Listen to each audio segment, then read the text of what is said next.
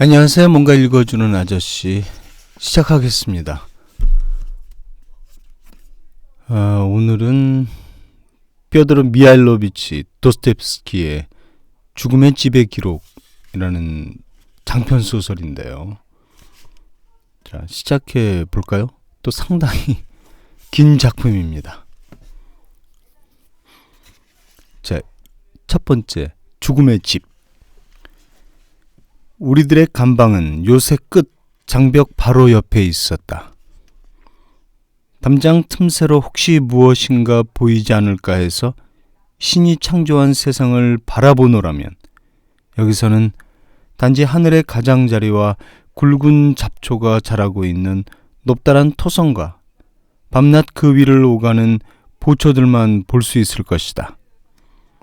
그리고 여기서는 한 해가 모두 지나가 버려도 여전히 이전과 마찬가지로 담장의 틈새를 통해 무엇인가를 보러 가서는 똑같은 토성과 똑같은 보초들과 아주 작은 하늘의 가장자리만을 볼 뿐인데도 그 하늘은 감방 위의 하늘이 아니라 저 먼 곳의 또 다른 자유의 하늘이라고 생각하게 된다.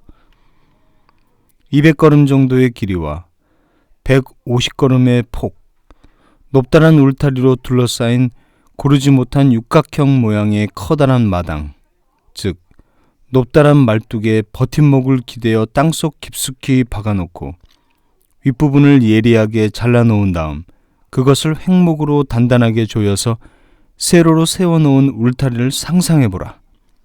바로 이것이 감방의 바깥 울타리이다. 울타리의 다른 한쪽은 늘상 잠긴 채 보초들이 밤이고 낮이고 지키고 서 있는 견고한 출입문이 달려있다. 이 문은 일터로 나가기 위해 요구에 의해서만 열리곤 했다. 이 출입문 너머에는 여느 누구와 다름없는 보통의 사람들이 살고 있는 광명과 자유의 세계가 펼쳐져 있다. 그러나 울타리의 안쪽에서는 그곳을 마치 환상적인 이야기 속의 세계처럼 상상했다.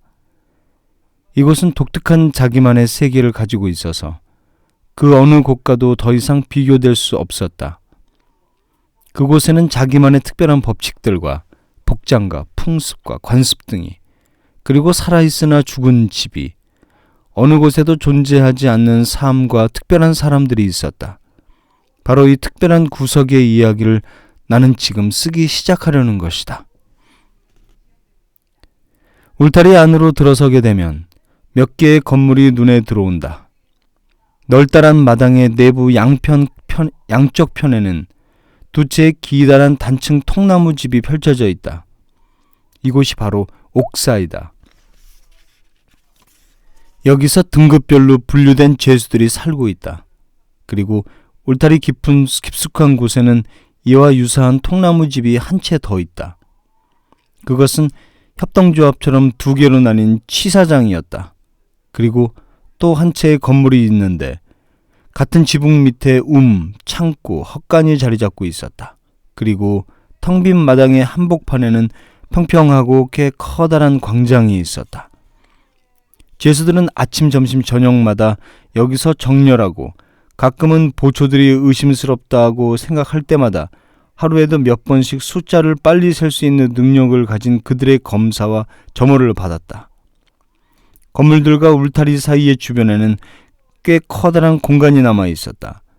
성격이 우물하고 사람들을 싫어하는 죄수들 중 몇몇은 일을 하지 않는 시간에 다른 사람들의 눈을 피할 수 있는 건물 뒤편의 이곳을 찾아 생각에 잠기는 거나 거닐기를 좋아했다.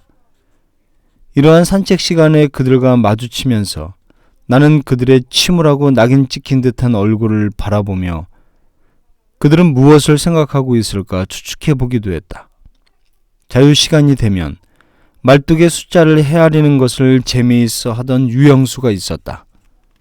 말뚝은 모두 1500개쯤 되며 그는 그것들을 모두 세맸을 뿐더러 후원이 꿰고 있기까지 했다. 그에게 말뚝 하나하나는 하루를 뜻했다. 그는 매일 말뚝을 하나씩 빼나갔고 그래서 나머지 셈하지 않은 말뚝 숫자로 감옥에서 노동해야 하는 기간이 며칠이나 더 남아있는지를 일목요연하게 알 수 있었다. 그는 육각형의 어느 한 면을 셀 때 유난히 기뻐했지만 아직도 여러 해를 기다려야만 했다. 그러나 감옥에서 인내를 배울 수 있는 시간이 있게 마련이다. 한 번은 20년이나 유형 생활을 하다가 마침내 자유의 몸이 되어 다른 동료들과 작별 인사를 나눈 죄수를 본 적이 있다. 처음 감옥에 들어와서는 자기의 죄에 대해서나 자기의 형량에 대해서는 생각조차 하지 않던 무심한 젊은이로 그를 기억하는 사람들이 있었는데 우울하고 슬픈 얼굴을 띤 백발의 노인이 되어 세상에 나가게 되었다. 그는 말없이 6동의 옥사를 모두 돌았다. 옥사에 들어갈 때면 매번 그는 성상에 대고 기도를 올렸으며 자기에 대해 나쁘게 생각지 말아달라고 부탁을 하면서 동료들에게 허리까지 머리를 숙이며 인사를 하는 것이었다.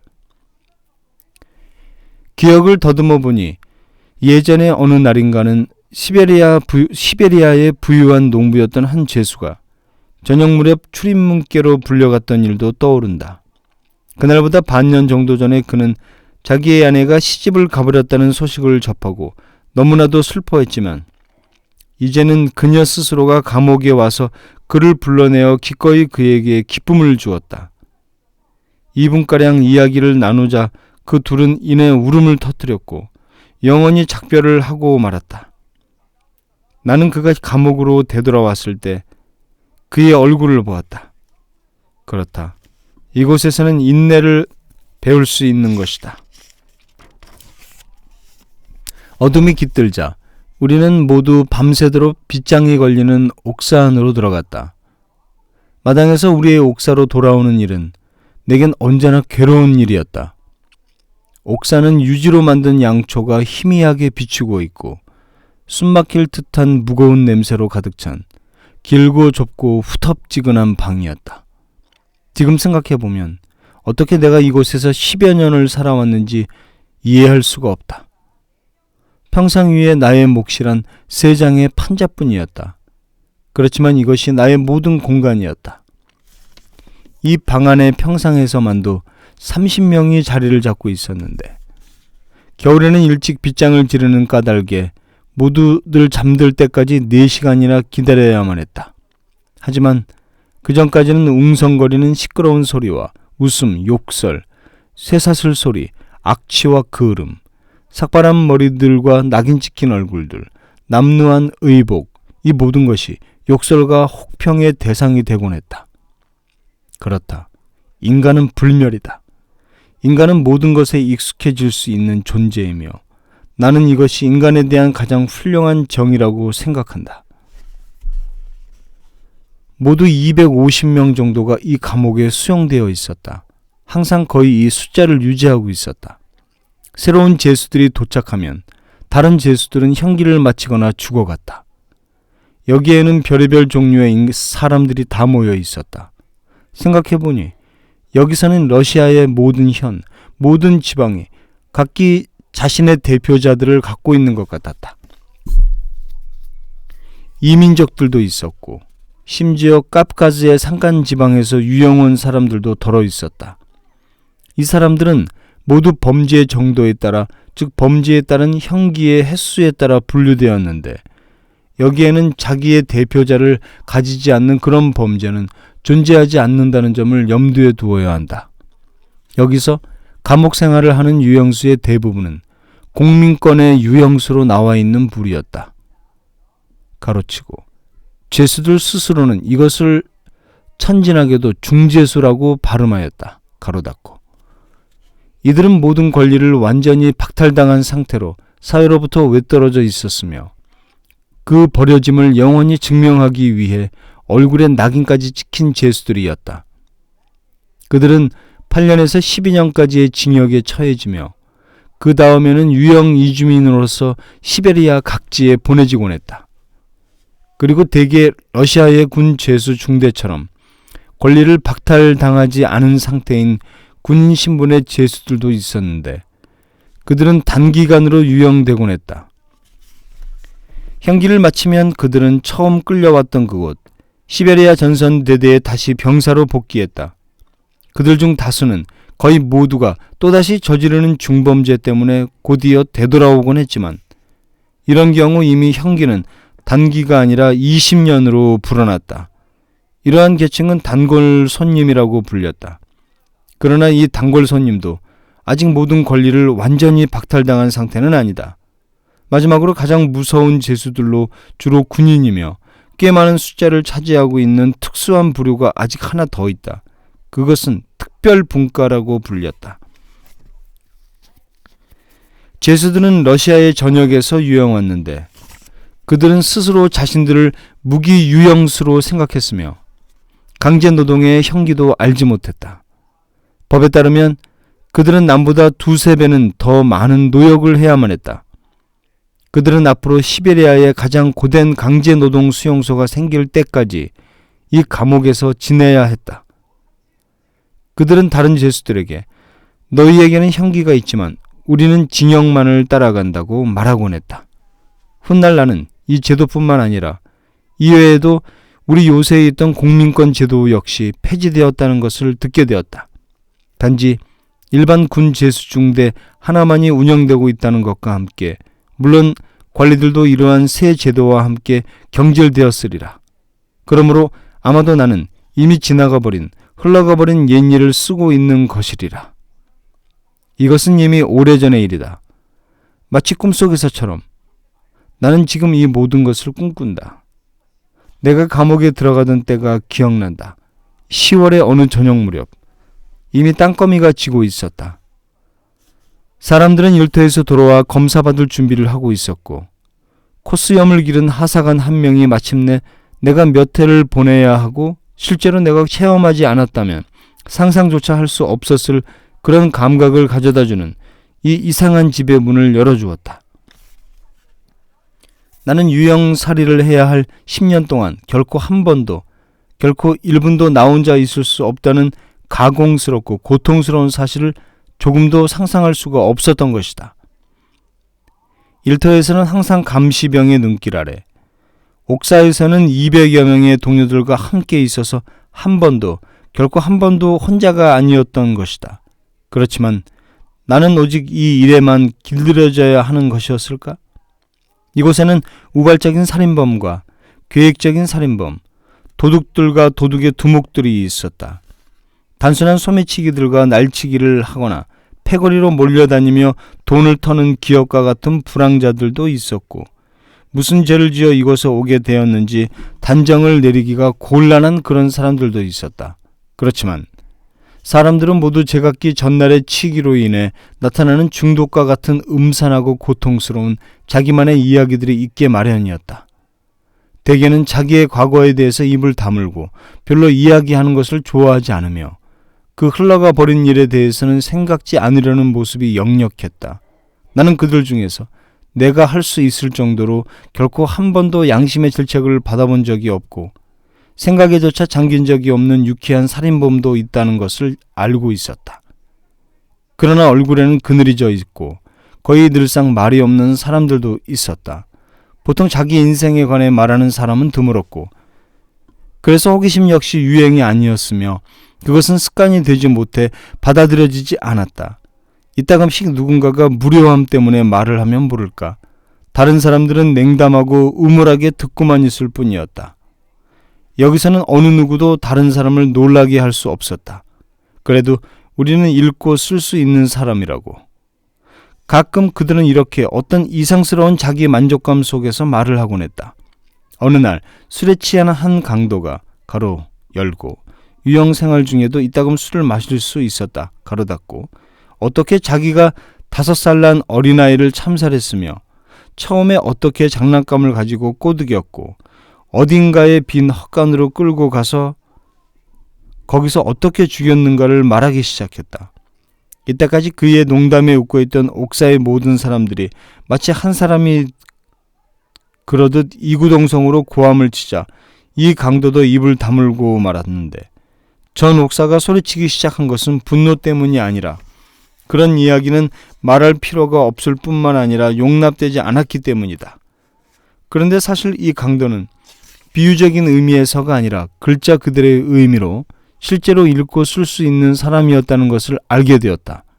아마도 그 강도들 중에서 반수 이상은 읽고 쓸 수가 있었을 것이다. 러시아인들이 아주 많이 모여있는 어느 다른 지역에서 그들의 다수를 250명으로 나누어 본다면 과연 그들 중에 절반이 읽고 쓸 수 있을까? 훗날 나는 누군가가 이와 유사한 사실들에서 유추하여 교육은 민중을 파멸시킨다는 결론을 내리게 되었다는 말을 들었지만 이것은 실수였다. 여기에는 전혀 다른 이유들이 있을 것이다. 비록 그렇다 해도 교육이 민중들의 자기 과신을 부추긴다는 사실에는 동의할 수 없다. 그러나 보다시피 이것은 결코 결점이 아닌 것이다. 죄수들은 복장에 따라 부류가 구별되고 있었다. 한 부류는 상위 재킷이 절반은 짙은 갈색이었고 다른 한 부류는 회색이었으며 바지도 마찬가지로 다리 한쪽은 회색, 다른 쪽은 짙은 갈색이었다. 한 번은 작업장에서 죄수들에게 다가와 흰 빵을 파는 여자애가 나를 물끄러미 오랫동안 바라보다가 갑자기 깔깔 웃기 시작했다. 후, 잘 어울리는군. 여자애가 소리쳤다. 회색 옷감도 모자라고 검은 옷감도 모자랐단 말이지? 거기에는 재킷이 모두 회색 옷감으로만 되어 있고 다만 소매만이 짙은 갈색인 사람들도 있었다. 머리 역시 제각기 다양하게 깎고 있어서 어떤 사람들은 머리의 절반이 세로로 두개골까지 깎여 있었으며 어떤 사람들은 가로로 깎여 있었다. 이 이상스러운 가족들은 모두 첫눈에 언뜻 보면 몇 가지 두드러지는 공통점을 발견할 수 있었다. 심지어는 고의가 아니더라도 다른 사람들을 지배하고 있는 가장 두드러진, 가장 특색 있는 인물들조차도 감옥의 모든 공통적인 색조에 빠져들려고 하는 것이었다. 대체로 말해서 이곳의 대부분의 죄수들은 물론 지나치게 쾌활하여 이 때문에 경멸을 받는 몇몇 소수를 제외하고 음산하며 시기를 잘하고 무섭도록 허세를 부리며 오만하고 화를 잘 낼 뿐만 아니라 지나칠 정도로 형식주의자들이었다. 아무 것에도 놀라지 않는 능력이 최상의 미덕이었다.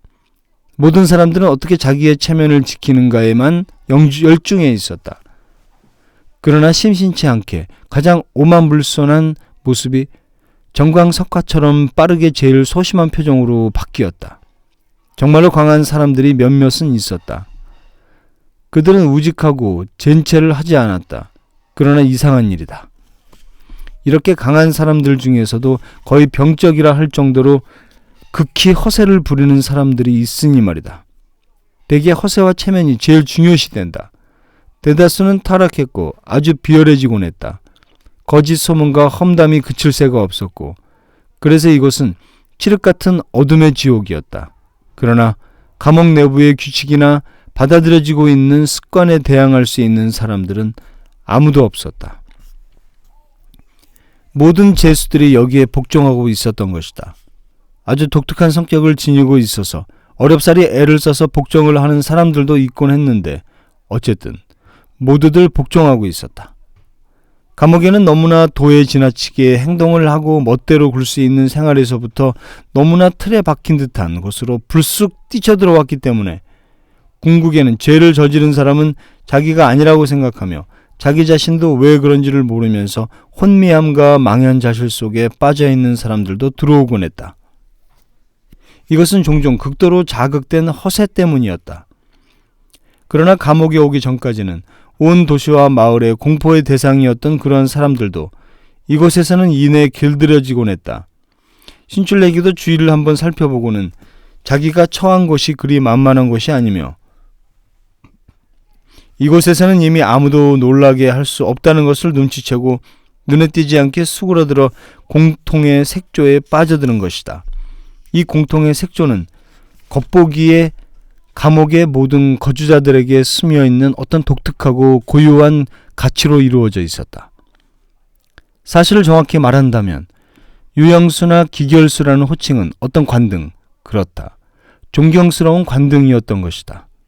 결코 수치와 후회의 지표는 아니었다. 더욱이 여기에는 어떤 표면적인 겸손, 말하자면 관등상의 어떤 조용한 달관 같은 것이 배어 있었다. 파멸한 민초인 우리들은, 그들은 말했다. 자유의 세상에서 살 수 없으니 이제 푸른거리는 그만하고 줄이나 잘 서세. 어머니와 아버지 말씀 듣지 않았으니 이제 북가죽 소리나 들으세. 금실 잡기가 싫다더니 이제 망치로 돌이나 깨야 하는구나. 모두들 이따금씩 교훈이나 일상적인 속담과 경구의 형식을 빌어 이렇게 말하곤 했지만 결코 심각한 생각에서 말하는 건 아니었다. 이 모든 것은 단지 말뿐이었다. 과연 그들 중에 한 명이라도 자기의 죄를 마음속 깊이 새기는 사람이 있었을까? 만일 유영수가 아닌 어떤 다른 사람에게 죄수들의 범죄를 비난하도록 해본다면, 가로치고 비록 러시아적인 정신에서 죄수를 비난하는 것은 존재하지 않지만 가로 닫고 죄수들의 욕설은 끝이 없을 것이다. 그들 모두는 얼마나 욕설의 명수들인지 그들은 욕도 세련되고 예술적으로 한다. 그들에게서 욕설은 하나의 학문으로까지 고양되어 모욕적인 단어보다는 모욕적인 의미와 정신과 사고를 붙들려고 애썼는데 이것은 보다 더 미묘하고 독설스러운 것이었다. 쉴 새 없는 말다툼으로 이 학문은 그들 사이에서 한층 더 발전했던 것이다. 죄수들은 모두 몽둥이 밑에서 일을 했으므로 결과적으로 태만하고 방탕하게 마련이었다. 이전에는 방탕한 사람이 아니었을지라도 감옥에서는 방탕하게 되었다. 그들은 모두 자기의 의지에 따라 여기에 모인 것이 아니며 그들은 모두 서로 타인이었던 것이다. 우리를 한 곳에 모아놓을 때까지 악마는 집신을 3켤레나 달아 없앴을 거라고. 이렇게 그들은 자기들끼리 말하곤 했다. 유언비어, 음모, 아낙네와 같은 중상, 시기, 말다툼, 악의가 언제나 이 절망한 적인 생활 속에서 제일 중요시되고 있었기 때문이다. 어떤 아낙네도 어떠한 살인자들 중 몇몇 사람과 같은 아낙네가 될 수는 없을 것이다. 다시 한번 말하건대 그들 가운데는 자기의 모든 삶을 파괴하고 지배하는 데 익숙해서 강하고 무서움을 모르는 단련된 성격을 지닌 사람들도 있었다. 이런 사람들은 무의식 중에 존경을 받게 마련이었다. 그들의 측면에서 본다면 그들도 비록 이따금씩 자기 명예를 아주 강한 질투심을 보이곤 했지만 대개는 남을 공경에 빠뜨린다거나 공연한 욕설에 끼어들지 않으려고 애썼으며 범상치 않은 자존심을 지닌 채 처신했고 사로가 깊었으며 거의 언제나 간수들에게 순종했다. 이것은 순종의 법칙이나 의무의식에서 나온 것이 아니라 마치 일종의 계약처럼 상호 이익을 의식한 데서 비롯된 것이었다. 더욱이 그들은 조심스레 다루어야 했다. 아직도 기억할 수 있지만 이런 죄수들 중 한 명이었던 단호하고 두려움을 모르며 간수들에게도 야수적인 성질을 잘 드러내던 한 사람이 어떤 잘못 때문에 체벌을 받기 위해 호출받은 적이 있다. 여름날에 노동이 없는 휴식 시간이었다. 감옥의 직접적인 책임자와 가장 가까웠던 한 참모 장교가 체벌에 입회하기 위해 감옥의 출입문 바로 옆에 있던 위병 초소까지 몸소 찾아왔다. 이 소령은 죄수들에게 어떤 운명적인 존재였으며 공포로 전율을 할 때까지 죄수들을 몰아붙이곤 했다. 그는 정신 나간 사람으로 보일 정도로 그래서 죄수들이 사람에게 달려든다고 말할 만큼 엄격했다. 이외에도 죄수들이 두려워하는 것은 결코 아무것도 숨길 수 없이 꿰뚫어 보는 듯한 그의 살쾡이 같은 시선이었다. 그는 안 보는 척하면서도 보는 것이었다. 감옥 안에 들어오면 그는 이미 저쪽 끝에서 무슨 일이 일어났는지 알고 있었다. 죄수들은 그를 8눈이라고 불렀다. 그의 방법은 잘못된 것이었다. 오직 그는 광포하고 사악한 행동으로 이미 화가 난 사람을 더욱더 화나게 만들곤 했는데 만일 그 사람 위에 가끔 그의 잔혹한 언동을 무마시켜주는 선량하고 생각이 깊은 지역 사령관이 없었다면 그는 아마도 자기의 그런 지배 때문에 커다란 화를 자초했을 것이다. 그가 어떻게 무사히 임기를 마칠 수 있었는지는 나도 이해할 수 없는데 어쨌든 재판에 해부된 적은 있지만 그는 건강하게 살다가 퇴직을 했다. 그 죄수는 자기의 이름이 큰 소리로 호명되자 얼굴이 하얗게 질렸다. 그는 보통 때 같으면 아무 말 없이 결연한 표정으로 태형을 맞이해 묵묵히 징벌을 참아내고 이 벌이 끝나면 천연덕스럽게 냉정하고 철학적으로 자신에게 일어났던 실수를 바라보며 자리를 털고 일어났을 것이다. 그래도 간수들은 그를 항상 조심스럽게 다뤘다. 그러나 이번만은 그도 자기가 웬일인지 옳다고 생각했다. 하얗게 얼굴이 질려있던 그는 호성병 모르게 가만히 예리한 영국제 구두칼을 소매에 집어넣었다. 칼뿐만 아니라 모든 날카로운 도구들을 감옥에서 엄격하게 금지되어 있었다. 예기치 않은 진짜 특별 수색도 자주 있었고 벌 또한 가혹했다. 그러나 도둑이 무엇인가를 특별히 숨기려고 할 때 그것을 찾아내기란 어려운 일이었고 칼이나 도구들은 감옥에서도 늘상 필요한 물건이었기 때문에 수색을 한다고 해도 그것들은 없어지지 않았다.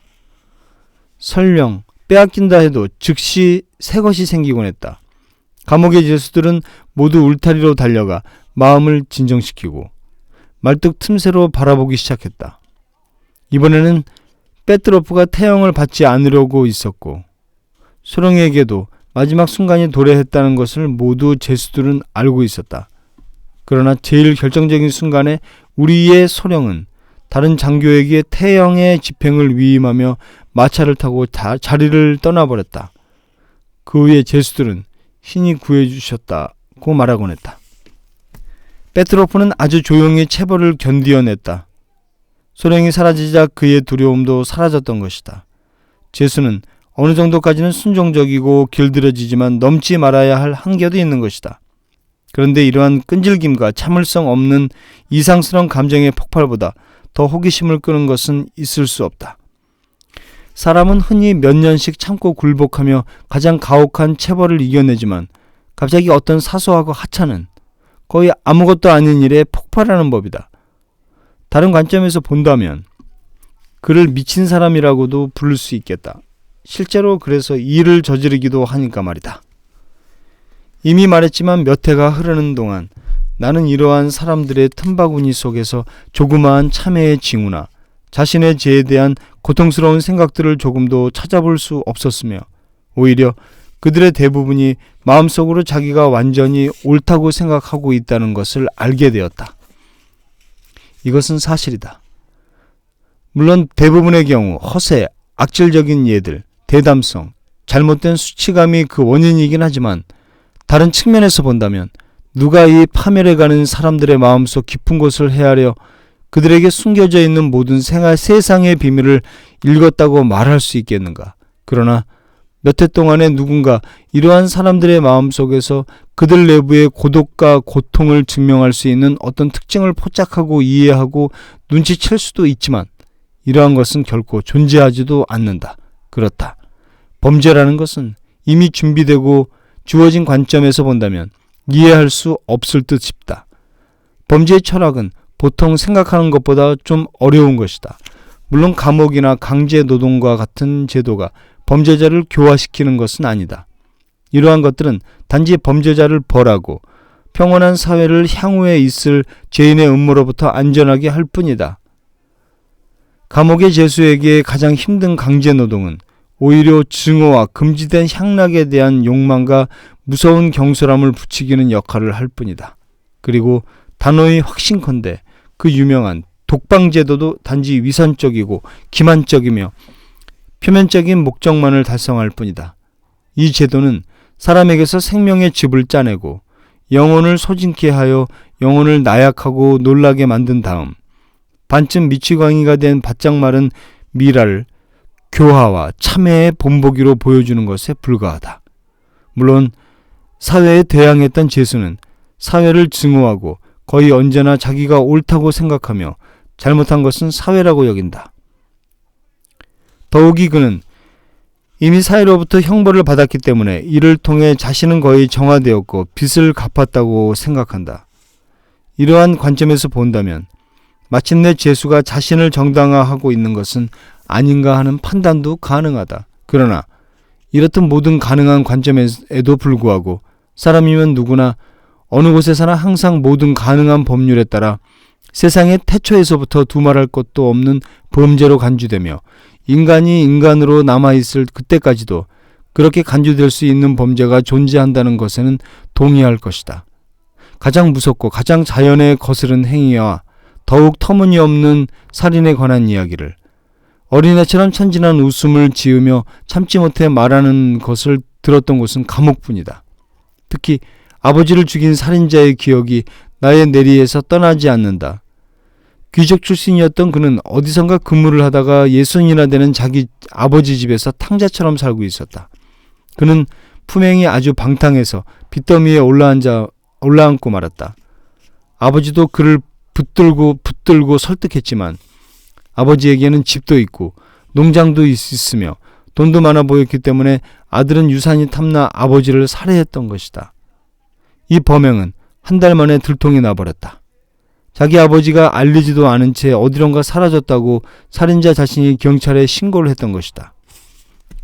이 한 달 내내 아들은 몹시 방탕한 생활을 했는데 그가 집을 비운 틈에 경찰은 마침내 시체를 찾아내고 말았다.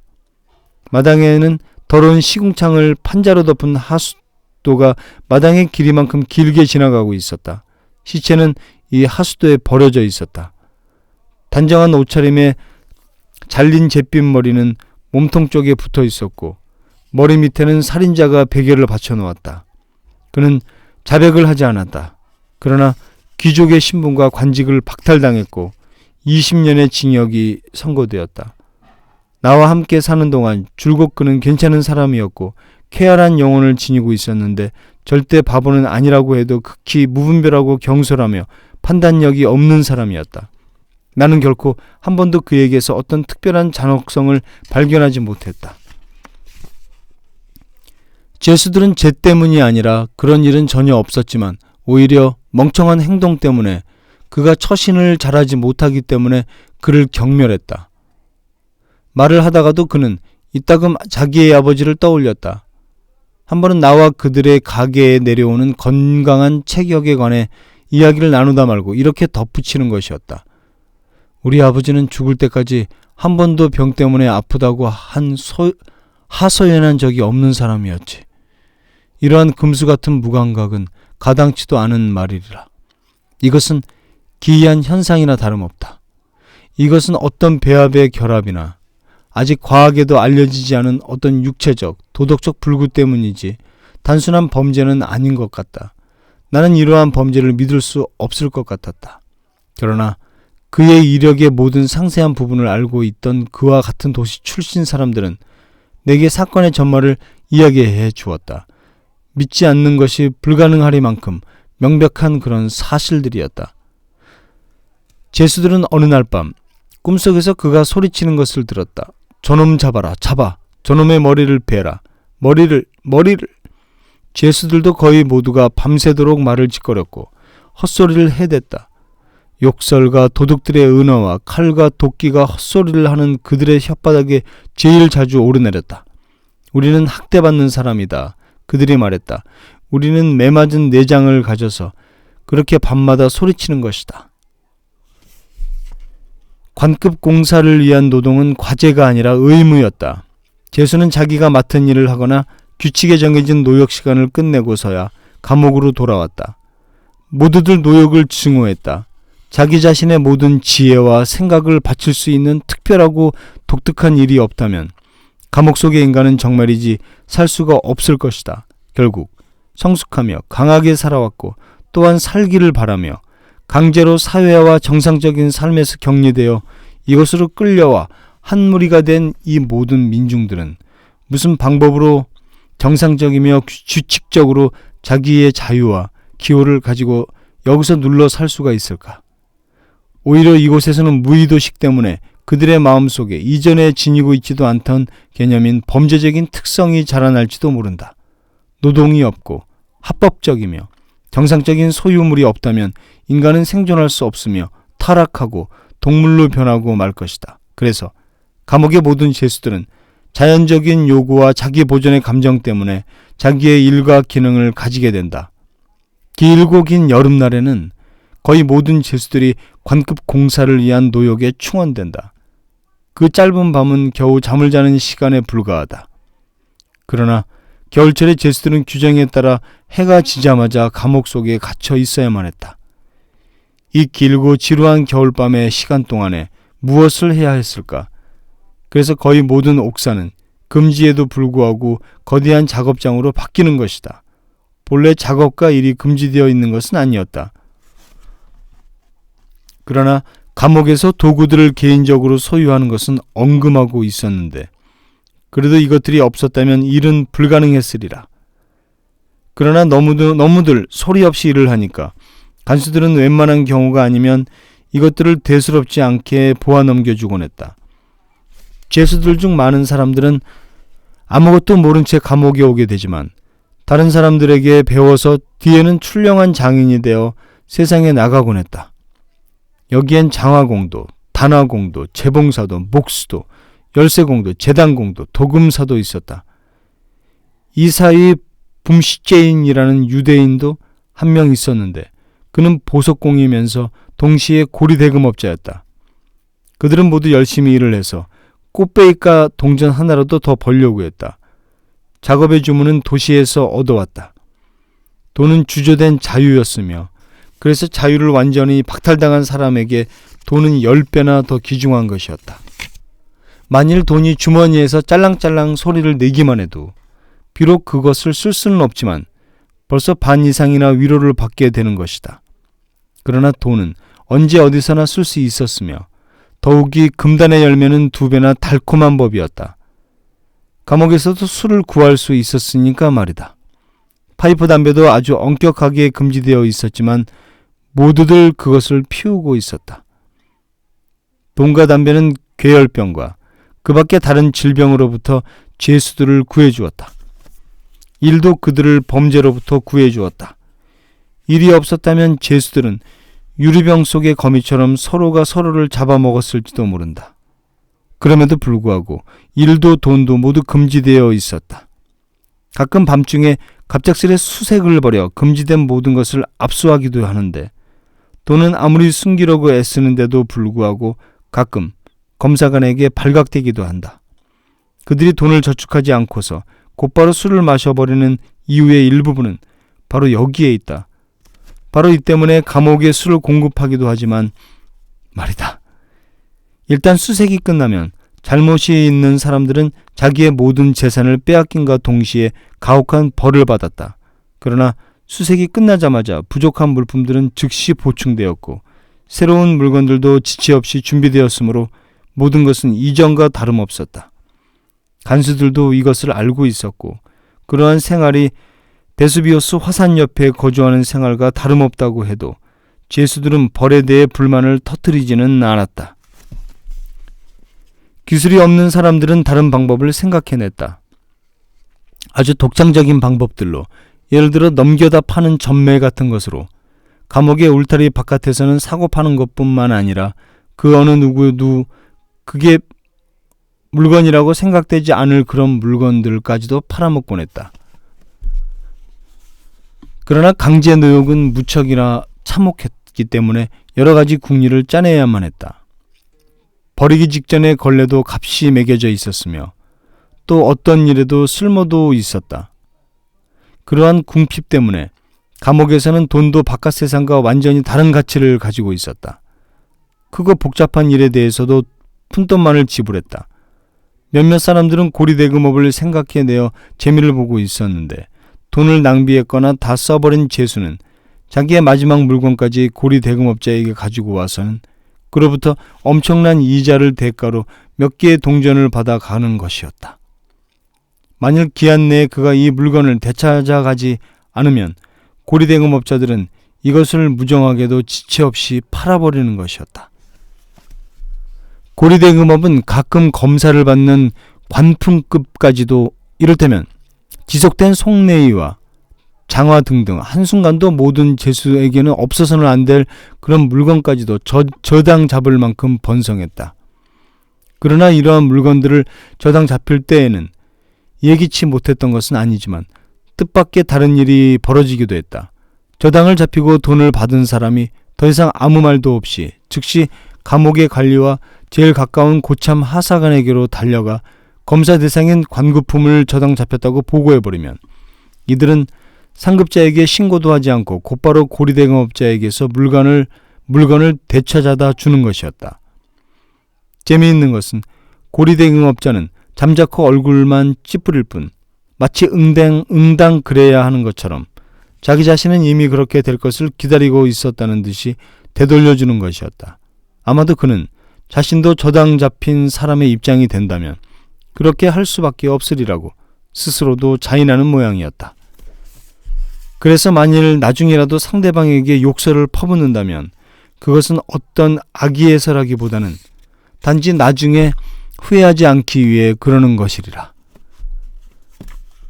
모든 죄수들은 대개가 서로의 물건을 무던히도 훔쳐댔다. 거의 대부분의 죄수에게는 관급품을 보관할 수 있는 자물쇠가 달린 상자가 용인되어 있었는데 이 상자라고 해서 안전할 수는 없었다. 생각해보면 그곳에 얼마나 재주 좋은 도둑들이 득실 부리고 있었는지 상상할 수 있을 것이다. 내게 진심으로 충실했던 한 죄수는 감옥 속에서 소유가 허락된 유일한 책인 성서를 내게서 훔쳐가 버렸다. 그는 바로 그날 참회 때문이라기보다는 내가 그것을 그토록 오래 찾는 것이 가련해 보여 스스로 내게 자백을 했다. 또 술을 팔아 순식간에 부자가 된 술장수도 있었다.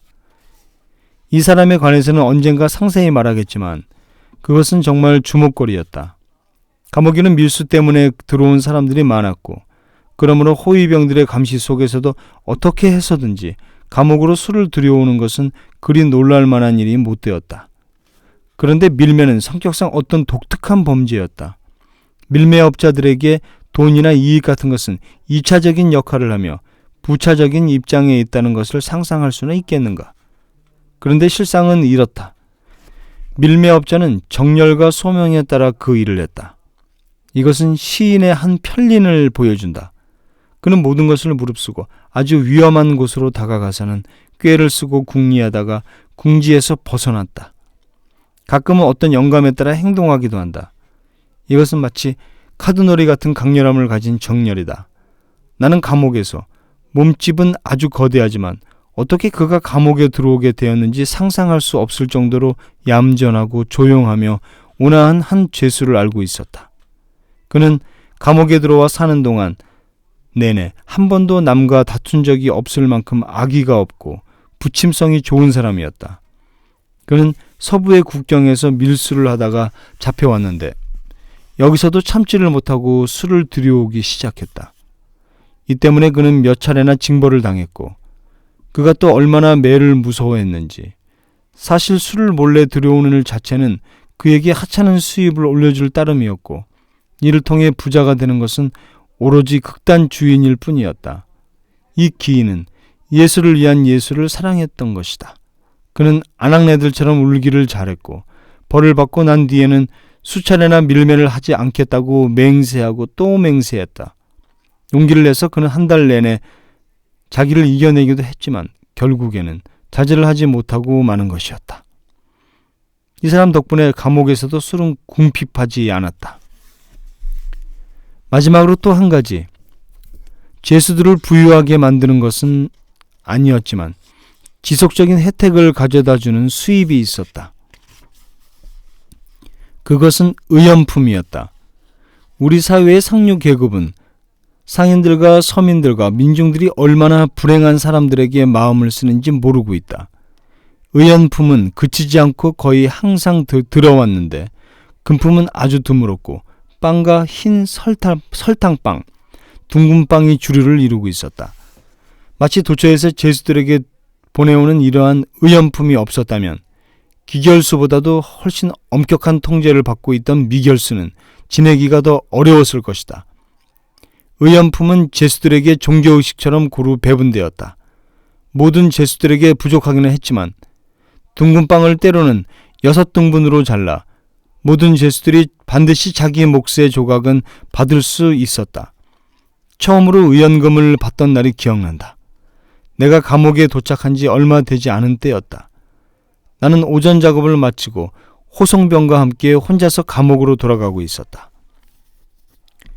천사처럼 고운 10살 정도 되었을까 싶은 한 어린 소녀가 자기 어머니와 함께 나를 향해 다가오고 있었다. 나는 그들 모녀를 이미 여러 번 본 적이 있었다.